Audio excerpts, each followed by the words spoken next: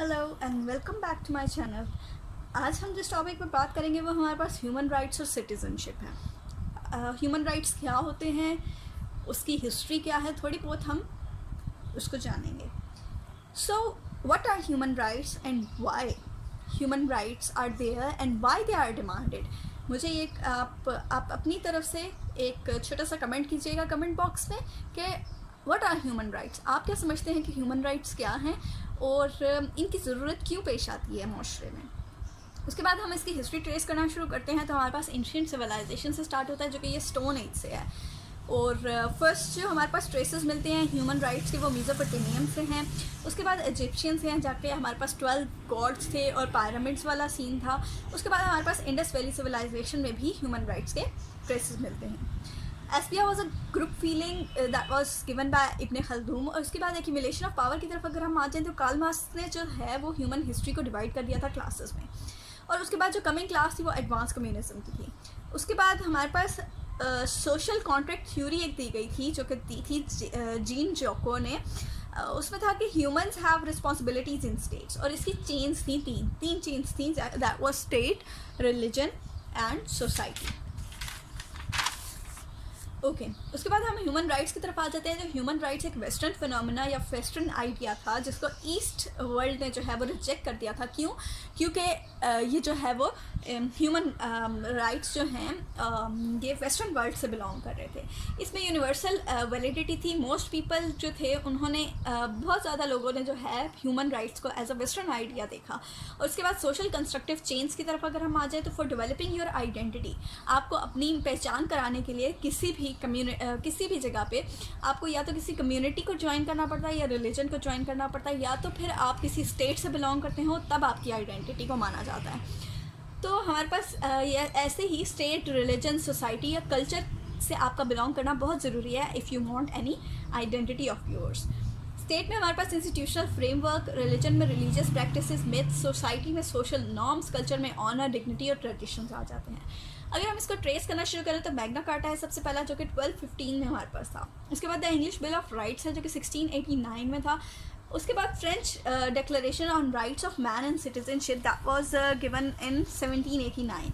The US Constitution and the Bill of Rights that was 1791, and after that the French Revolution that started in 1789 and ended till 1799. उसके बाद हमारे पास कुछ school of thoughts भी हैं जैसा कि nationalism, communism, class struggle है, racism है, कम्युनिटी पॉलिटिकल एफिलिएशन है। नेशनलिज्म में हमारे पास सेम ब्लड और रिलेशन आ जाता है।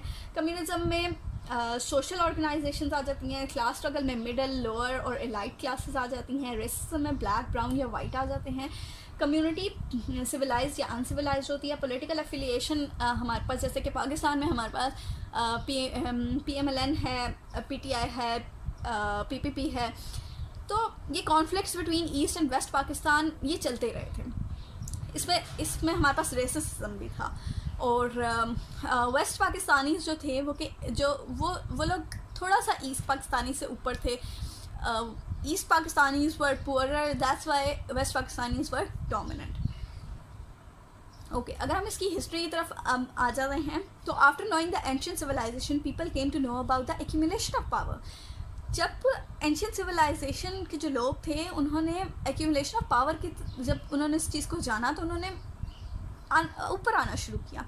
तो अगर हम पाकिस्तान और इंडिया की बात कर लेते हैं तो ये दोनों आज भी एक्यूमुलेशन ऑफ पावर के पीछे भाग रहे हैं।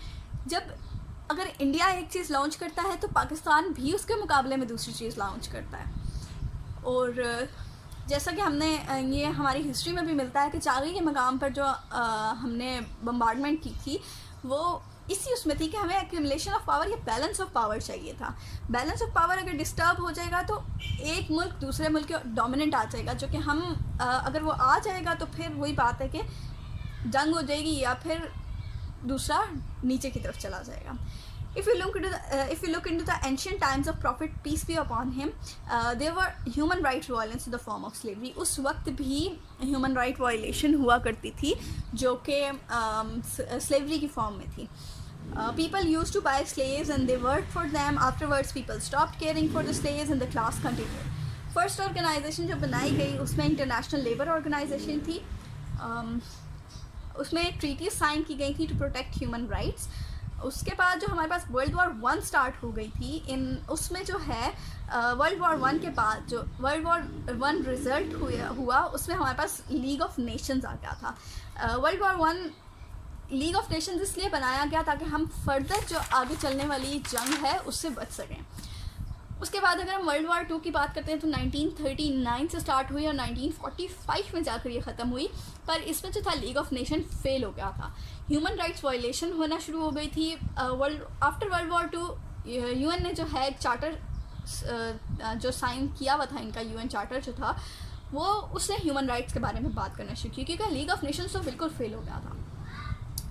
उसमें जो प्रिंसिपल्स ऑफ ह्यूमन राइट्स थे that was survival, freedom of speech, shelter and food, nationality की बात की गई थी, जो कि बेसिक राइट्स हैं एक आम कॉमन पर्सन के। उसके बाद जो है हम बात करते हैं अगर प्रेसिडेंट फ्रैंकलिन डिलानो की, जो कि 1941 में था। इसने एक स्पीच की थी to get rid of violation.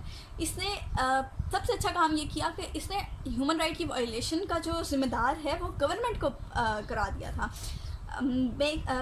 इसने जो किया वो made government responsible to protect human rights. उसने जो है ह्यूमन राइट्स की प्रोटेक्शन को जो है सीधा गवर्नमेंट के सर डाल दिया। उसके बाद universal declaration of human rights हुआ, जो कि 1948 में था।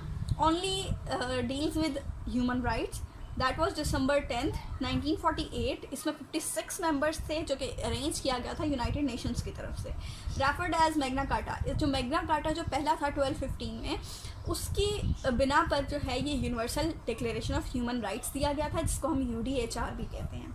First form of old civilisation to talk about human rights, that was Magna carta.